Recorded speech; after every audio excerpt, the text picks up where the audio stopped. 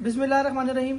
आज 5 अगस्त है, योम यकजहती कश्मीर। ये दिन याद दिलाता है कि किस तरह 2019 के अंदर भारत ने गैर आइनी गैर कानूनी तरीके से आर्टिकल आइन के 370 को जो है वो ख़त्म किया और कश्मीर की आज़ादी को कैद में बदला।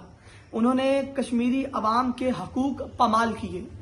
मुझ समेत आज पूरी दुनिया के लोग कश्मीर कॉज के लिए और कश्मीरी अवाम के लिए बात कर रहे हैं और कश्मीर कॉज की बात करते रहेंगे। मैं सलाम पेश करता हूं अपने उन तमाम कश्मीरी भाइयों को और तमाम उन कश्मीरी नौजवानों को जिन्होंने जामे शहादत नोश किया, वो बुरहान वानी जैसे लोग हों और जितने भी कश्मीरी दूसरे रहनुमा हैं, यासीन मलिक हों या मिशाल मलिक हों, किस तरह कश्मीर की बात उन्होंने की और कुछ लोगों ने इस फर्ज की राह के अंदर अपनी जानें कुर्बान की।